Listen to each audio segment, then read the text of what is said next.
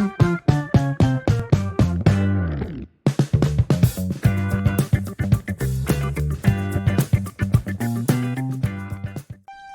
musta?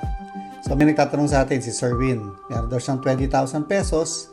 Hindi naman siya handa na magnegosyo, pero ayaw naman niyang nakatenga lang yung pera niya. Ano daw ang gagawin niya? Well, sa akin dalawang bagay lang.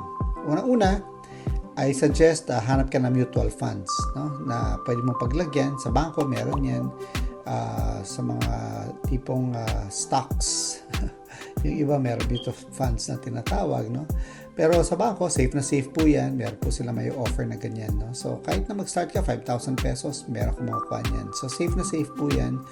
Basta, importante, pag naisip mo ng inegosyo, then you can pull it out, no? Basta, alamin mo lang kung ano ang kailangan malaman about yung papasukin ng mutual funds.